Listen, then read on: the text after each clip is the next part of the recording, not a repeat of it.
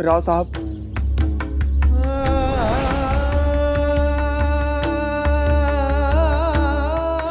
मुझे माफ कर दीजिए राव साहब, मुझसे बहुत बड़ी भूल हो गई राव साहब। तुम्हें क्या लगता है साई, राव साहब उन्हें माफ कर देंगे? मुझे नहीं लगता, बल्कि मुझे तो डर इस बात का है कि कहीं वो ये ना समझ बैठे कि चंपा अपने आई बाबा की तरह गुनहगार है, वो उनके साथ मिली हुई है। जबकि सच तो ये है कि चंपा राव साहब का बहुत सम्मान करती है। अगर राव साहब ने चंपा को एक भी शब्द कहा तो वो अपने ऊपर लगे इल्जाम को नहीं सह पाएगी साई। मेरा यकीन कीजिए राव साहब, इसके बारे में चंपा को कुछ भी पता नहीं था। आपको बताने से कुछ देर पहले ही मैंने चंपा को सब बताया था। मुझे विश्वास है कि चंपा इन सब से अनजान रही है। ये सब मेरी गलती है। भाव, आप ऐसे हिम्मत नहीं हार सकते। कुछ ना कुछ विकल्प तो जरूर होगा जो हम कर सकते हैं। मैं तो कहती हूँ आपको साई। राव साहब,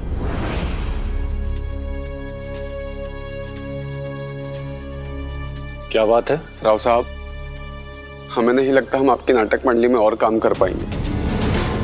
पिछले एक हफ्ते से नाटक का एक भी खेल नहीं हुआ है और ना कोई कमाई।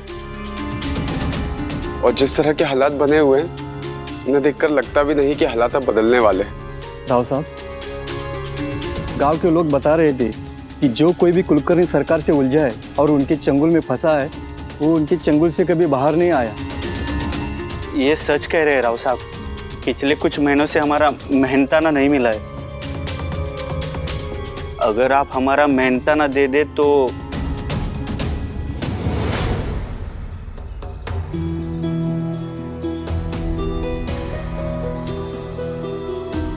मुझे आप कल तक का समय दे दीजिए। मैं अपना सब कुछ बेचकर आप लोग को आपका मेहनताना दे दूंगा। आपके भी पैसे मिल जाएंगे।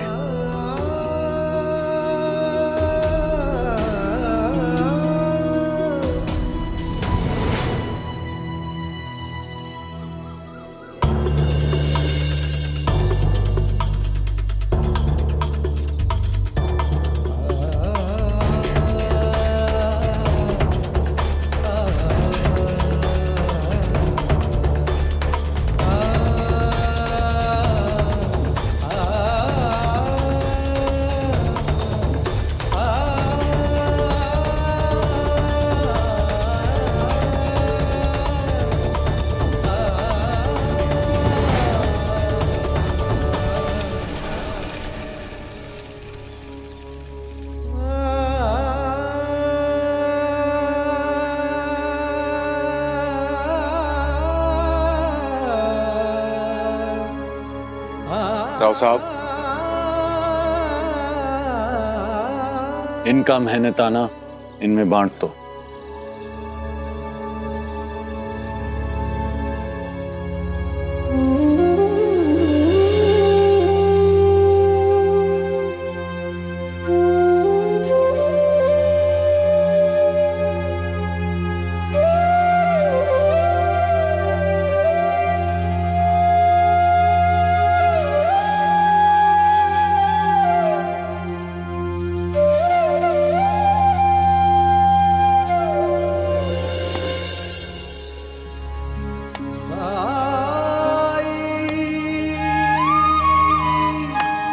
गणपत राव जी,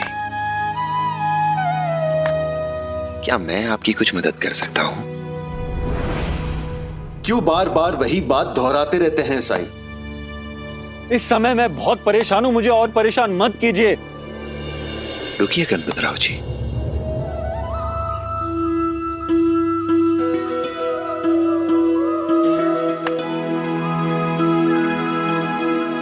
मेरा इरादा आपको तकलीफ पहुंचाने का बिल्कुल नहीं था।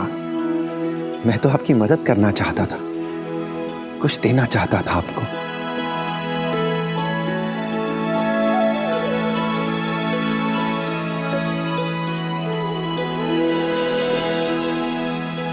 ये सिक्के पहचानते हैं ना आप?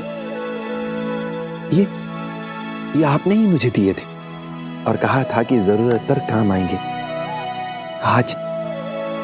आज वो वक्त आ गया है। आज मुझसे कहीं ज्यादा आपको इन सिक्कों की जरूरत है।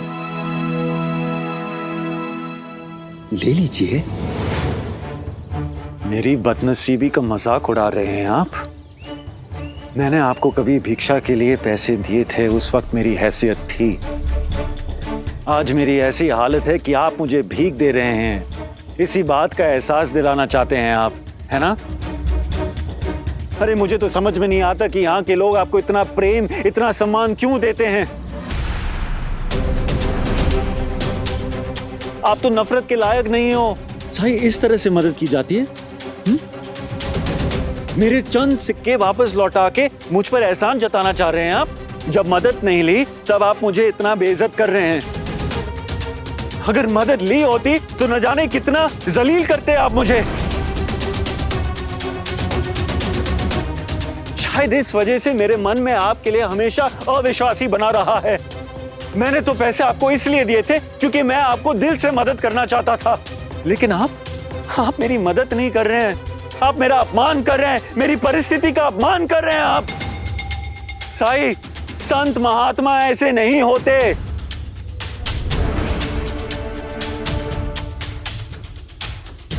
और वो मूर्ख इंसान, वो बलाल पंथ, न जाने कैसे वो आपके झांसे में आ गया। और ये सब लोग जो आप पर भरोसा करते ना, वो आपका असली रूप नहीं जानते। मैं जानता हूं आपका असली रूप।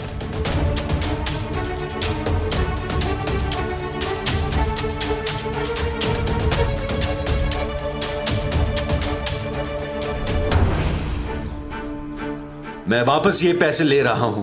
इसलिए नहीं क्योंकि इससे मेरी मदद हो गई, नहीं, इसलिए क्योंकि ये मेरी मेहनत की कमाई है और आप इसके योग्य नहीं हैं। आप जैसे लोगों के पास ये पैसे होने से बेहतर है कि मैं इन्हें फेंक दूं कहीं पे, क्योंकि आप तो सिर्फ लोगों को नीचा दिखाना जानते हैं। इसके सिवाय और कोई काम नहीं है आपके पास।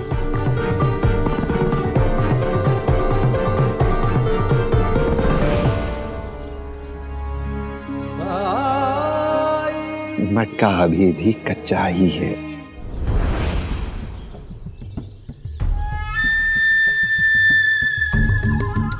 गणपत राव जी। हाँ पता है, कुलकर्णी ने बुलाया है। थोड़ी देर में आता हूँ। अरे रे रे रे रे रे रे, बहुत परेशान लग रहे हैं आप। अरे हम साई के जैसे थोड़ी ना है जो जले पे नमक छिड़केंगे। अरे हमको तो आपसे सहानुभूति है, हमदर्दी है। हम आपके दुख में शामिल होने आए हैं। सच में बहुत बुरा लग रहा है आपकी ये हालत देख के।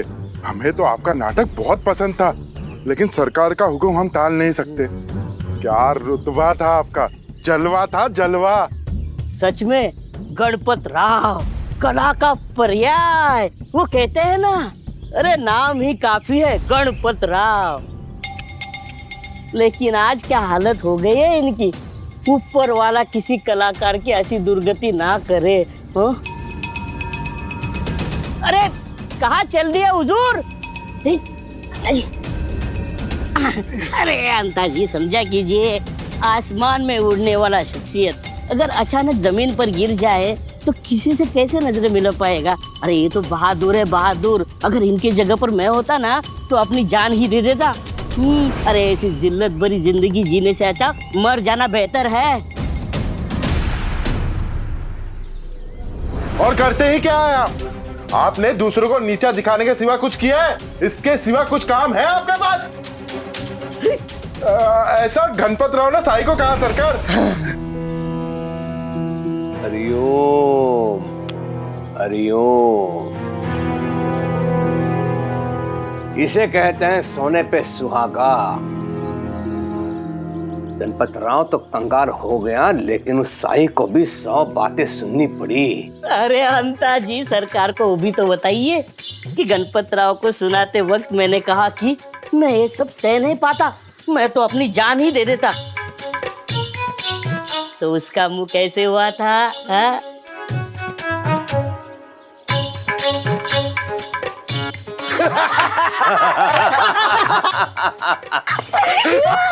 अंततः ऊंट पहाड़ के नीचे आ ही गया। ना बचा नाम, ना बचा मान सम्मान, ना धन, लुटियां लुट गई। कंगाल हो गया गणपतराव। सरकार कंगाल ही नहीं बल्कि वो अकेला भी हो गया है। सब के सब छोड़ गए उनसे। आपका प्रतिशोध पूरा हो गया। नहीं, अभी नहीं बनता। उस गणपतराव ने कई बार मेरा अपमान किया है, तो उसे भी कई बार दुख भुगतना होगा।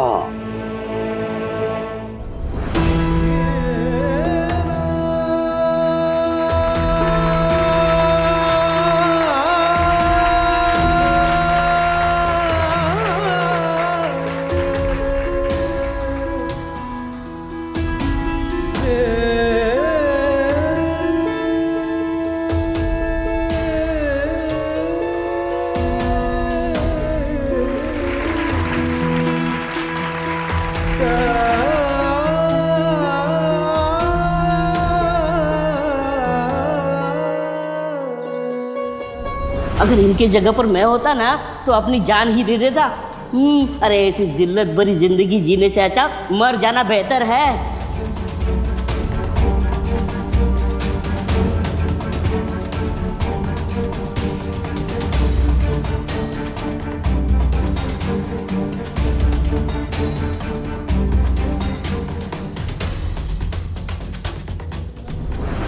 बरसों की मेहनत के बाद मेरे पास मेरे लिए सिर्फ ये है, ये जहर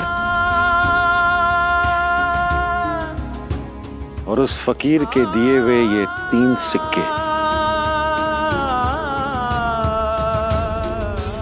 भले ही मेरा जन्म एक गांव में हुआ, पर महान रंगकर्मी, महान कलाकार गणपतराव का जन्म एक रंगमंच पर हुआ था। यहीं से उसकी कहानी की शुरुआत हुई थी और यहीं पर आकर खत्म भी होगी। गणपतराव का आखिरी प्रदर्शन, गणपतराव का आखिरी अभिनय को कोई भी नहीं देख पाएगा।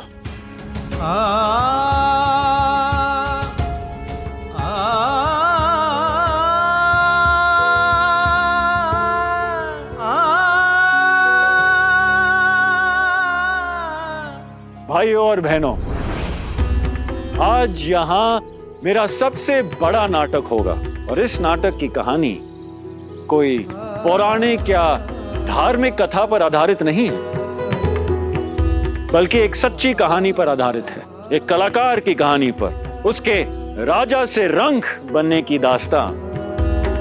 वो महान कलाकार जिसके कदम सफलता चूमती थी, जिसके प्रशंसक उसका पीछा नहीं छोड़ते थे, और अचानक उसने अपना नाम, पैसा, शान, शोहरत, प्रशंसक सब कुछ गवा दिया। और वो महान कलाकार और कोई नहीं बल्कि मैं गणपतराव हूं, जिसका एक क्षण में ही सब कुछ बर्बाद हो गया। अब यहां से केवल मेरे पास 2 रास्ते हैं, जिंदगी भर की गुलामी या फिर जिंदगी से आजादी।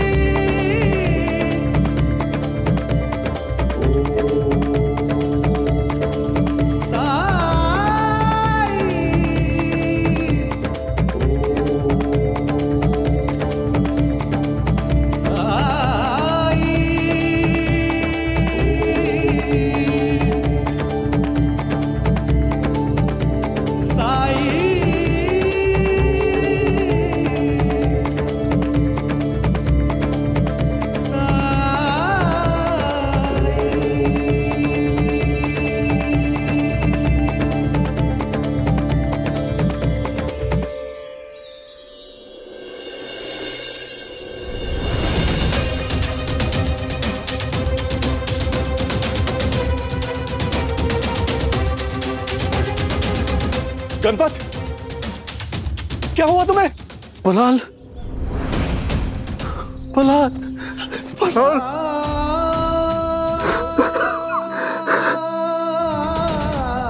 तुम मुझे छोड़ के कहां चले गए थे? कोई अपने दोस्त के साथ ऐसा कभी करता है क्या? हाँ? तुमने ही तो मुझे जाने पर मजबूर किया था। तुमने बोला था कि तुम्हें ना मेरी जरूरत है ना मेरी दोस्ती की, और तुमने मान लिया। लाल, दोस्त होकर भी तुम मेरा गुस्सा नहीं समझ पाए। अरे तुमसे बेहतर मुझे मेरे गुस्से को और कौन जानता है, और ये जानते हुए भी तुमने मुझे छोड़ दिया। तुमसे दूर रहकर भी कभी तुमसे दूर नहीं था मैं। हर वक्त तुम्हारी चिंता सताती थी। मैं तुम्हारे पास वापस आना चाहता था, लेकिन सोच के डरता था कि मुझे सामने देखकर पता नहीं कैसी प्रतिक्रिया हो तुम्हारी। लेकिन कल रात मैंने सपने में देखा कि तुम जहर पीकर आत्महत्या कर रहे हो, और इन वक्त पे साईं ने आके तुम्हारी जान बचा ली। उसके बाद मैं खुद को रोक नहीं पाया। गणपत, तुम कुछ बोल क्यों नहीं रहे?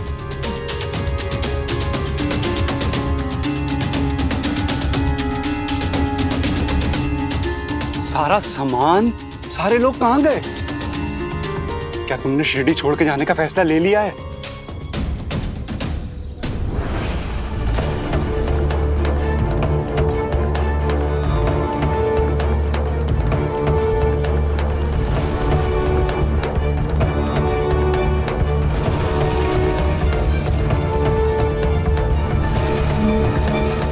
ये क्या है गणपत? तुमने आत्महत्या करने की कोशिश की? हाँ, और क्या करता मैं? पागल हो गए हो तुम? तुम ऐसा सोच भी कैसे सकते हो? बहुत लंबी कहानी है। कहीं छोड़कर नहीं जा रहा मैं तुम्हें। बताओ मुझे क्या हुआ था? बलाल, ये सब तुम्हारे जाने के बाद शुरू हुआ।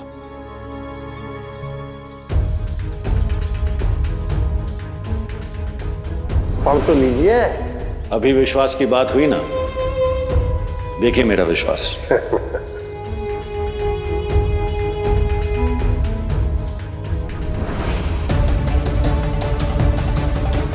चौथे पृष्ठ पर दूसरे अनुच्छेद में वर्णित उपनियम चौथे में यह लिखा है कि तुमने अपने आप को मेरे पास गिरवी रखा है गणपतराव, गिरवी।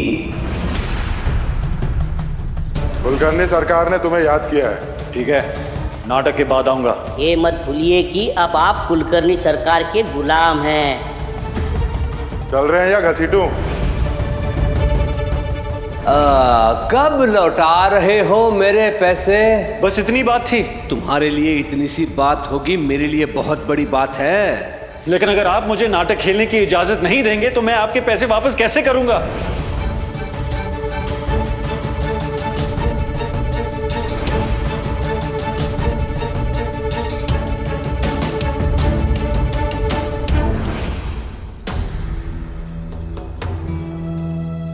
मेरी पीठ पीछे इतना सब कुछ हो गया और मुझे खबर देना भी जरूरी नहीं समझा तुमने?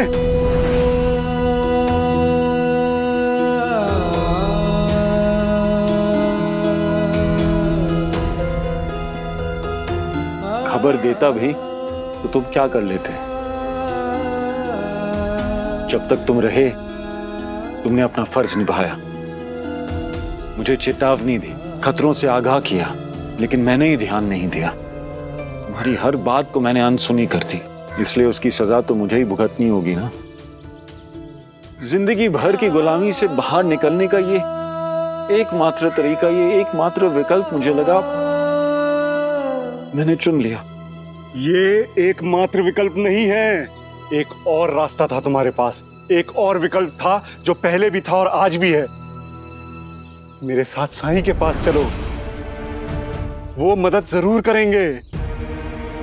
साईं के पास वो मुझे मिले थे, जानते उन्होंने मेरी मदद करने की कैसे कोशिश की? भिक्षा में मैंने उन्हें जो 3 सिक्के दिए थे ना, वही मुझे लौटाकर मुझसे कहा कि मुझे इनकी ज्यादा जरूरत है। कभी नहीं, मैं मर भी जाऊंगा पर उनसे दोबारा नहीं मिलूंगा मैं। तो हमारे पास एक ही विकल्प है, हमें ये गांव छोड़ के भाग जाना चाहिए। क्या भाग जाना चाहिए? कभी नहीं, गणपत राव कभी मैदान छोड़कर भागता नहीं। तो जो तुम अभी आत्महत्या कर रहे थे, क्या वो मैदान छोड़कर भागना नहीं था? समझो मेरे भाई। शायद तुम सही कह रहे हो।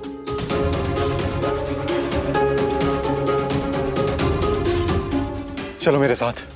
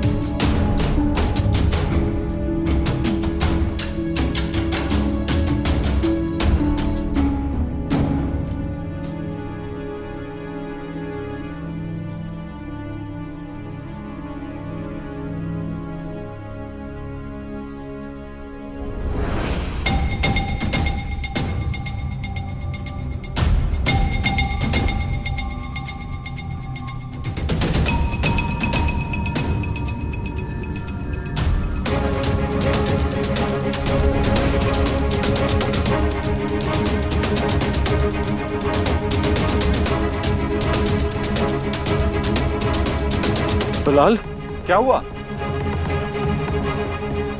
देखो,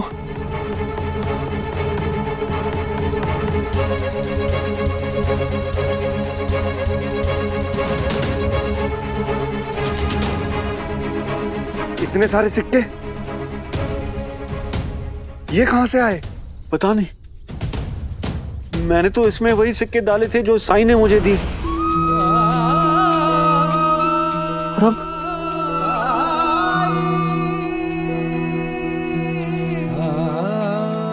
ये तो कच्चा है।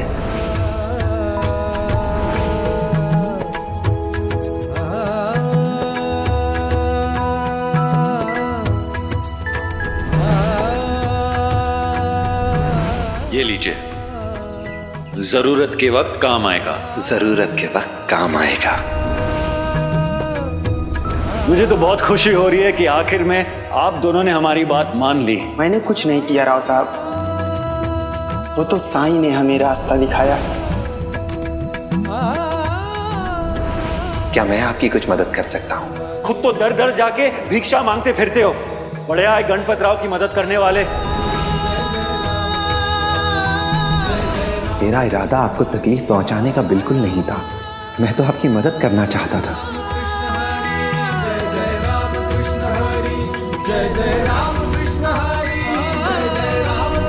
जब मदद नहीं ली तब आप मुझे इतना बेइज्जत कर रहे हैं। अगर मदद ली होती तो न जाने कितना जलील करते आप मुझे।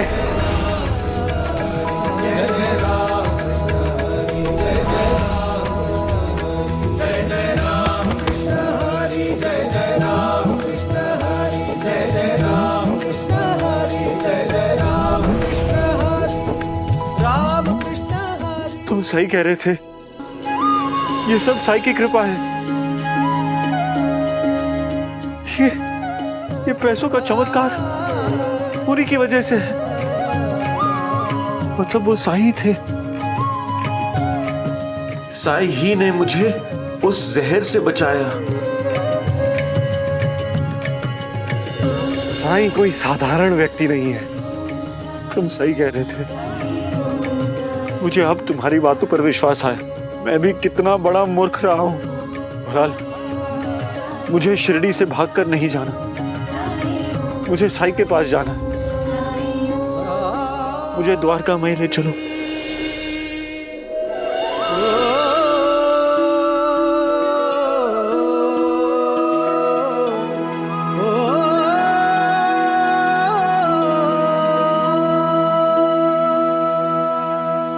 बहुत देर कर दी आने में।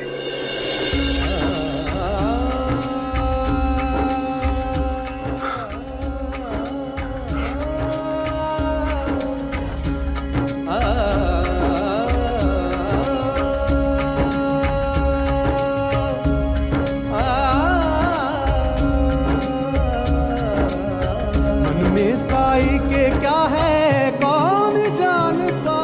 साई।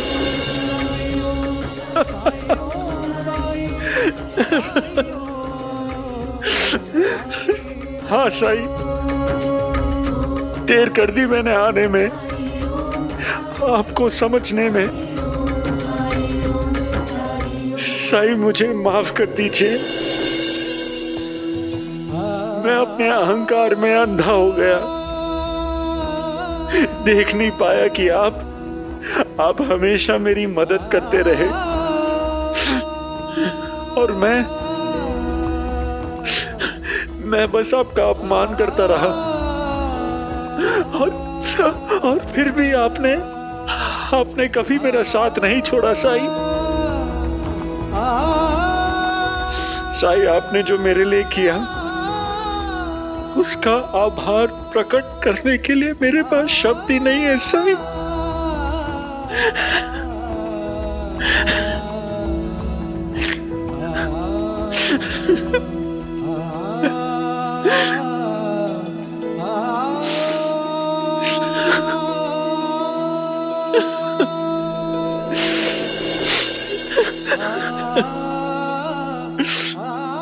मैंने कुछ नहीं किया है गणपतराव जी,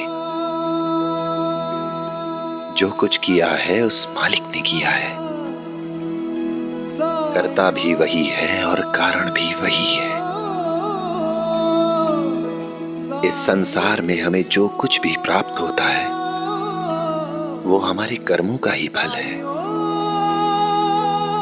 और इस फल में उसी की मर्जी होती है। पर एक बात कहूं, बहुत कमजोर निकले आप। इतनी जल्दी हार मान ली।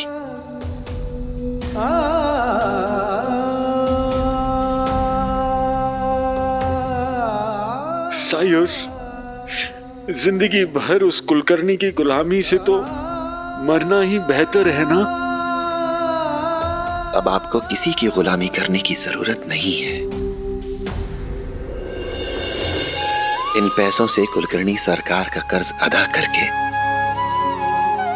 अपनी आजादी सुनिश्चित कीजिए आप। जी साई। पर जाने से पहले मुझे तुमसे कुछ चाहिए। आदेश करे साई। आदेश नहीं, अनुरोध है। चाहे कुछ भी हो जाए जीवन में कितनी भी तकलीफें, परेशानियां, कितना भी बुरा वक्त क्यों ना आ जाए, पर आप कभी अपने प्राण लेने की कोशिश नहीं करेंगे। इसके बारे में सोचेंगे भी नहीं आप, भले ही जीवन में कोई विकल्प बचे या ना बचे। मैं वादा करता हूं।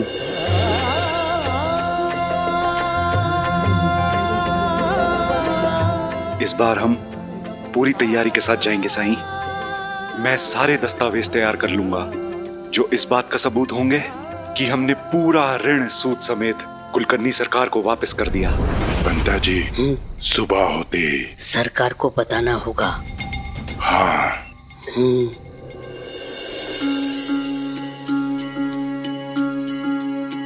ओ सुख दुख आने जाने हैं और साए, बाबुराए मनवा तेरा लज न जाए।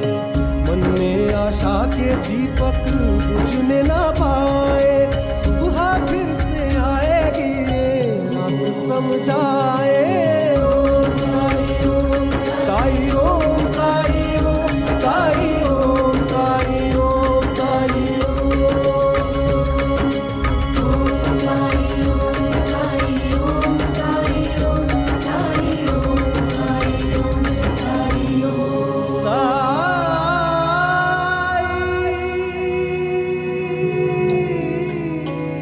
राम जी भला करें।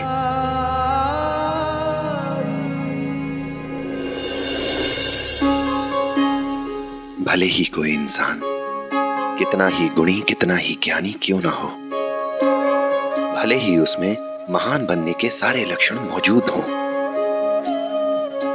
लेकिन उसकी केवल एक दुर्बलता उसके विनाश का कारण बनने के लिए पर्याप्त है। और वो दुर्बलता है मनुष्य का अहंकार। वो अहंकार उसकी भक्ति का हो या उसकी शक्ति का, कला का हो या प्रेम का। क्योंकि अहंकार एक ऐसा अंधकार है जिसमें मनुष्य को अपने अलावा किसी दूसरे का एहसास नहीं रह जाता। वो ये भूल जाता है कि इस ब्रह्मांड में हम केवल एक कण के समान हैं और जीवन की सच्ची सफलता अपने अहंकार से मुक्ति पाने पर ही संभव है।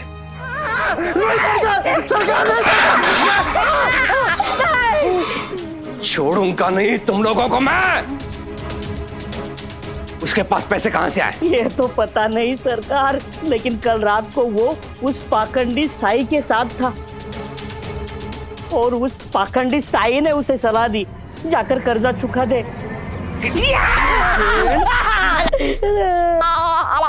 तुम तो कह रहे थे कि वो घृणा करता है उस बैरागी से, फकीर से, तो ये प्रेम कहां से उमड़ पड़ा? हमें पता नहीं सरकार, लेकिन उसका प्रबंधक बल्लालपन लौट आया है। शायद उसने ही। चुप बैठो। तुम लोगों की अकर्मण्यता की कहानियां नहीं सुनी है मुझे। एक तो उसने शुल्क का अग्रिम भुगतान कर दिया है। यदि उसने ऋण की राशि ब्याज के साथ चुका दी तो वो स्वतंत्र हो जाएगा नाटक खेलने के लिए, और मैं ये होने नहीं दूंगा। यदि वो मेरा ऋण चुका भी देता है तो कोई बात नहीं।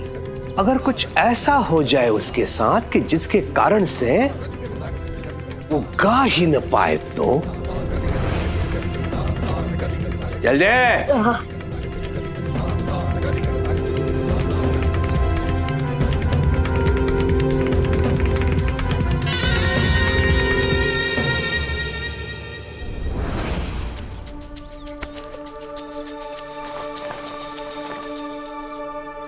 अंता जी, ये जो बादाम लगा हुआ लड्डू है ना, इसमें मैंने सिंदूर मिला दिया है।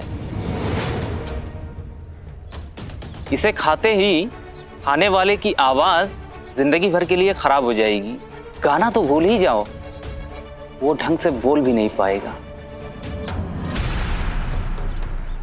आइए आइए राव साहेब, आइए बल्लाड़ पंत, आइए।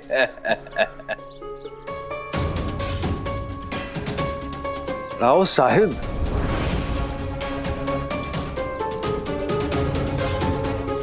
आपके मुंह से ऐसे अल्फाज सुनकर बहुत हैरानी हो रही है मुझे।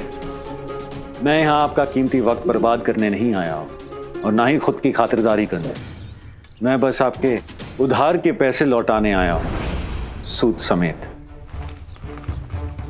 अब मैं आपके पैसे लौटाने के बाद अपनी आज़ादी के साथ साथ नाटक खेलने की और गाने की आज़ादी भी हासिल कर रहा हूँ।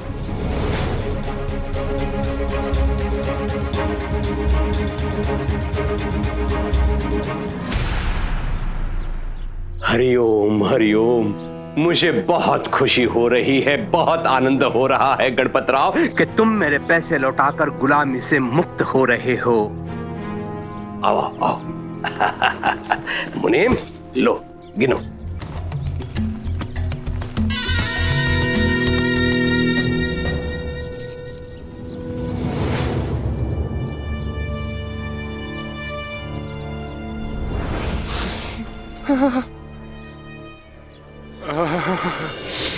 लगता है सरकार के घर आज मेहमान आए हैं। लेकिन मुझे लगता है कि इन लड्डुओं में कुछ तो विचित्र है। क्या मतलब? मतलब ये कि इन सारे लड्डुओं में से केवल एक लड्डू पर बादाम लगा है। अगर मेहमान इन्हें देखेंगे तो सोचेंगे कि सरकार की माली हालत ठीक नहीं है। देखो बैरागी, बादाम लगा लड्डू विशेष अतिथि के लिए है। सोचो, अगर सारे लड्डुओं पर बादाम लगे हों और उसके बाद भी तुम ये विशेष लड्डू जो कि विशेष मेहमान के लिए, इसे पहचान लो तो सरकार कितने खुश होंगे। तुम्हारी बुद्धिमत्ता पर तुम्हें शाबाशी देंगे। हो सकता है इनाम भी दे दें। यही मौका है। तब तो सभी लड्डुओं में बादाम लगवाऊंगा। ये लो, सब में बादाम लगा दो। अरे लगाओ, अंता जी का हुक्म है। अरे जल्दी लगाओ।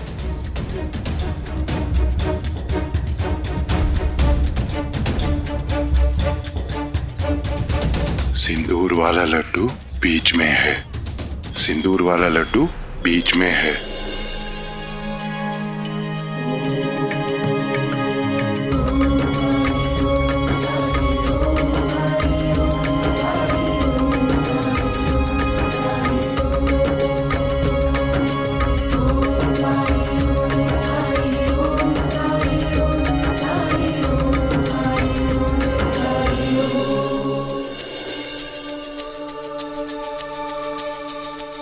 पूरे हैं सरकार। तो अब इन दस्तावेज पे हस्ताक्षर करने में आपको कोई आपत्ति तो नहीं होगी? ये क्या है? इनमें सरल शब्दों में केवल ये लिखा है कि हमने आपका संपूर्ण ऋण सूद समेत वापस कर दिया है। अब गणपत राव साहब किसी के अधीन नहीं है। अवश्य।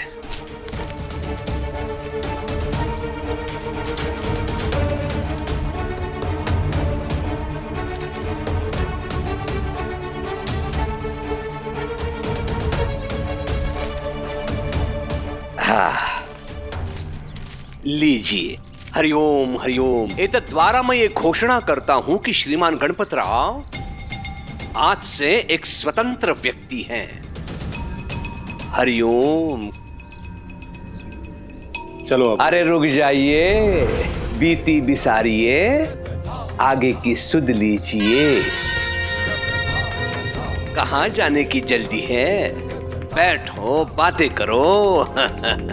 लेकिन सच कहूं गणपत राव, मैं तुमसे नाराज था क्योंकि तुमने मुझे अपमानित किया था। अब जब तुमने मेरे पैसे लौटा दिए हैं तो मुझसे जो भूल हुई है मैं उसे सुधारने के लिए तुम्हारे सामने एक प्रस्ताव रखना चाहता हूं। इसमें भी इसकी कोई ना कोई चाल जरूर होगी। अरे व्यर्थ में तुम दोनों परेशान हो रहे हो, इसमें मेरी कोई चाल नहीं है, केवल मित्रता का हाथ बढ़ा रहा हूं। स्पष्ट कहिए, आप क्या चाहते हैं? गणपत राव, मेरे कुछ मित्र यहाँ काम से आ रहे हैं। वो मेरे सारे मित्र जमींदार हैं, मुखिया है, व्यापारी है। अगर वो तुम्हें गाते हुए सुने तो उनके लिए सौभाग्य की बात होगी। मैंने बहुत बार प्रयास किया तुम्हारी कला से तुम्हें दूर करने का, तुम्हें रोकने का, किंतु इस बार मैं चाहता हूं कि तुम गाओ।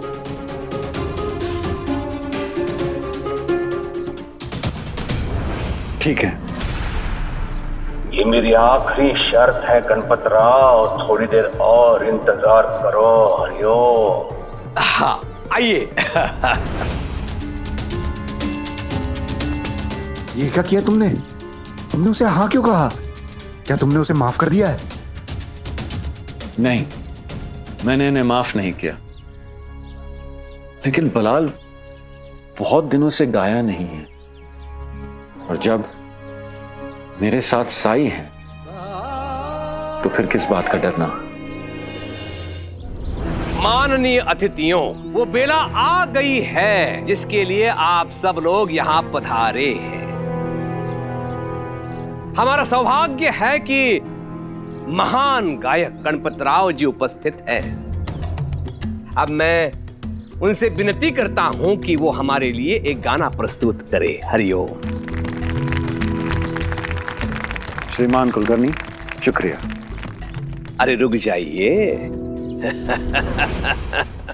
आपके मुक्ति के शुभ अवसर पर गाना गाने से पहले मुंह मीठा कर लीजिए गणपत राव जी। अंता आओ।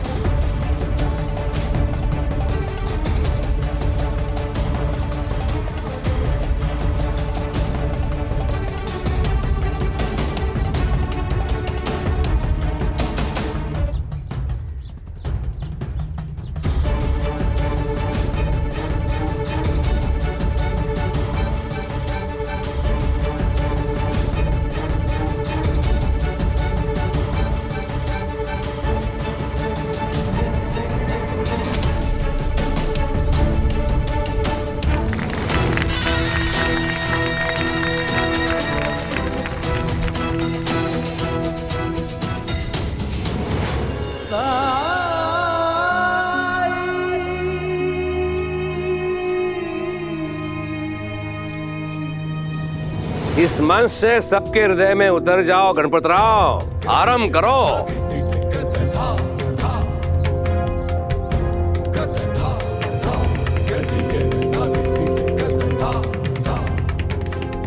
आरंभ करो गणपतराव। जैसे है तुम आलाप के लिए मुंह खोलोगे, अंदर से स्वर नहीं बल्कि हवा निकलेगी।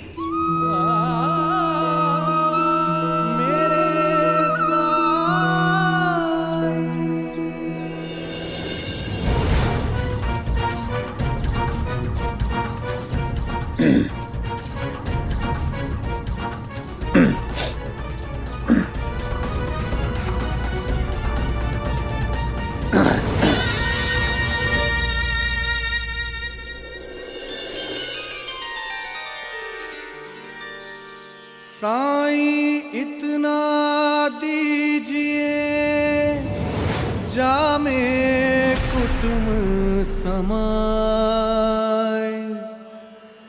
मैं भी भूखा ना रहूं और साधु न भूखा जाए।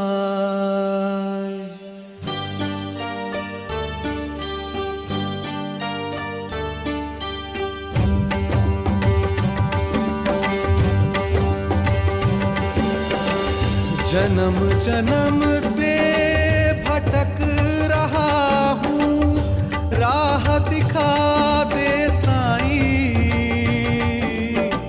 जन्म जन्म से भटक रहा हूँ, राह दिखा दे साईं।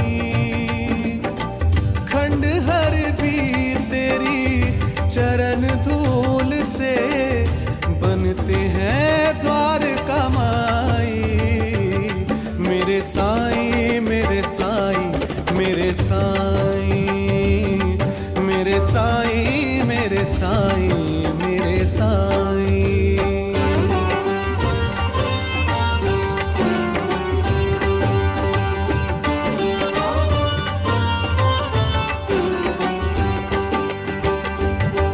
माया बाजार में खोया यूं, खुद को समझ के काया। अहम के झूठे कपड़ों से हर पल खुद को सजाया, पर पीछे सारे पर्दों के अंधकार ही पाया।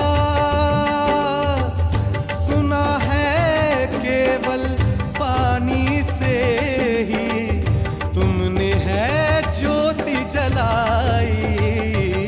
मेरे साईं मेरे साईं मेरे साईं, मेरे साईं मेरे साईं मेरे साईं।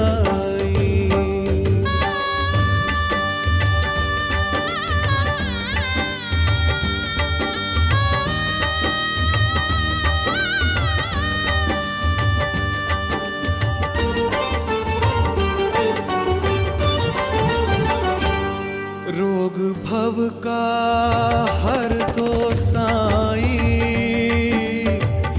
दूर ये सारे भरम करो। मैं हार चुका हूँ खुद से ही, साईं मुझ पे रहम करो।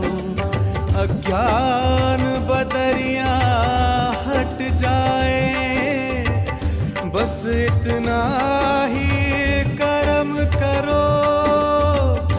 ज्ञान का सूरज साईं दिखा दो, तुम ही मेरे कन्हाई।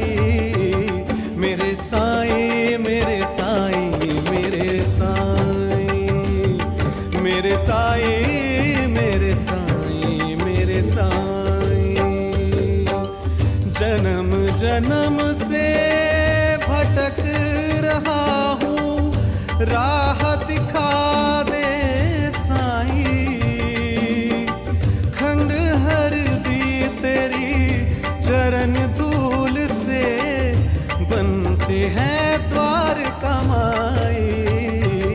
मेरे साई मेरे साई मेरे साई मेरे साई मेरे साई मेरे साई मेरे साई मेरे साई मेरे साई मेरे साई मेरे साई मेरे साई।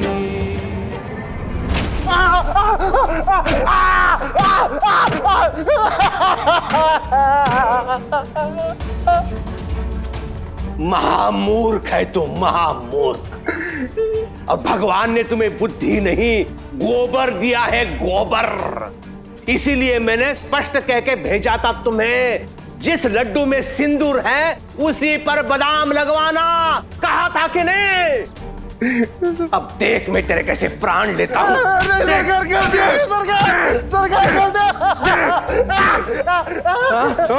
मैं कैसे कैसे कैसे प्राण लेता हूँ।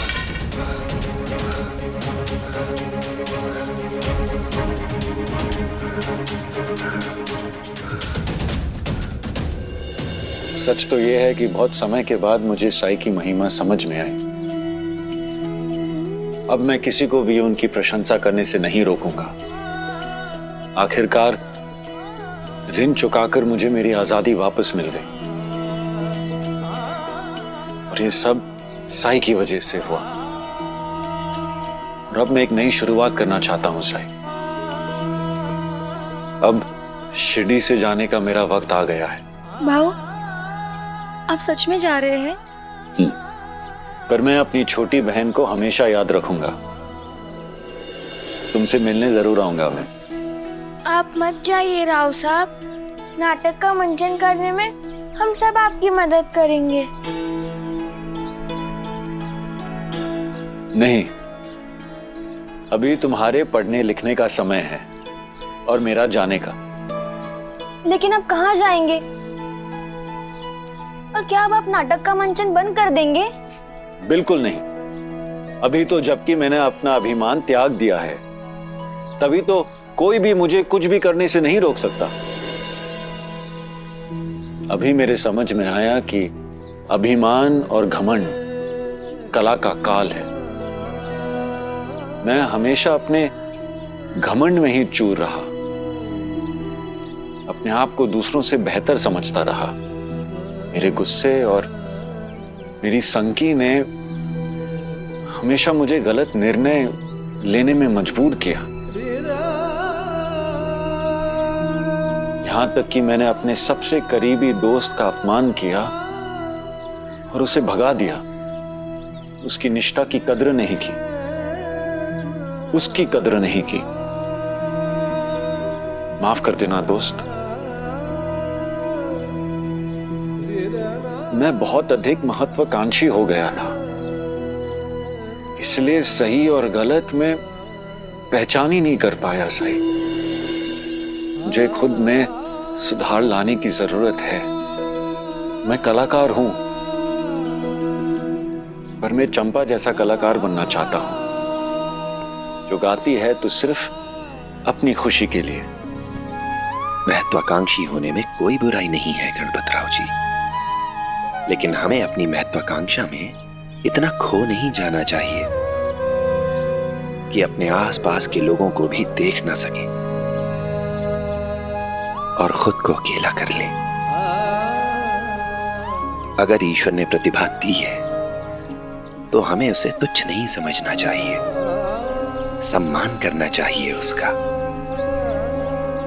और सच्चा सम्मान तो तब है जब लोग हमारी कला के साथ हमारे व्यक्तित्व, हमारी इंसानियत का भी सम्मान करें। और इन दोनों में ये संतुलन बहुत जरूरी है। साई, मैं आपकी ये सीख हमेशा याद रखूंगा। अब चलता हूं साई। भाऊ, आप मिलने आएंगे ना? जरूर। और जब मैं फिर से अपने आप को स्थापित कर लूं, तो तुम जब भी चाहो मेरी मंडली से वापस जुड़ सकती हो और अपना अभिनय फिर से शुरू कर सकती हो। अब नहीं भाव, आपके साथ नाटक में काम करना मेरे जीवन की सबसे बड़ी उपलब्धि है। मेरी सबसे अच्छी यादों में से एक है जिसे मैं हमेशा संजो के रखूंगी। लेकिन सच बात यह है कि मैं कभी शिरडी छोड़ के नहीं जा सकती, मेरे साई को छोड़कर कभी नहीं जा सकती। भाव, आपने मुझे एक सपना दिखाया और उसे पूरा करने में मेरी मदद भी की, जिसके लिए मैं आपकी शुक्रगुजार हूँ। लेकिन मैं साई, जिपरी और अपने गांव से दूर होकर नाटक में काम करके कभी खुश नहीं रह पाऊंगी। भाव, मुझे माफ कर दीजिएगा। बिल्कुल भी नहीं। अब मुझे भी समझ में आ गया है कि सब साई के साथ क्यों रहना चाहते हैं। सच कहूं तो आपसे दूर जाने का मन तो मुझे भी नहीं करता। साई, आपकी बहुत याद आएगी मुझे। हमें भी आपकी बहुत याद आएगी। हमें भी आपकी बहुत याद आएगी। मुझे भी आप सब लोगों की बहुत याद आएगी।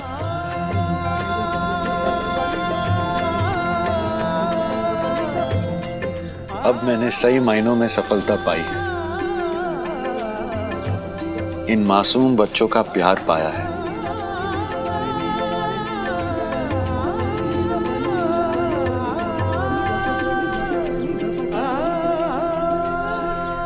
शुक्रिया साई।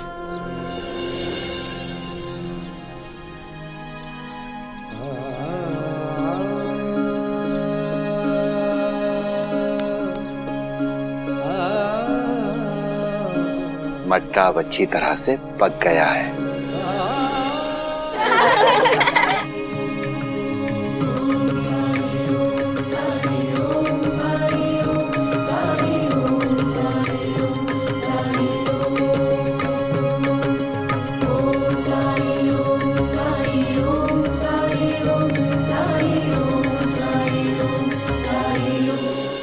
ऐसे और भी मज़ेदार वीडियो के लिए हमारे चैनल को लाइक, शेयर और सब्सक्राइब करें।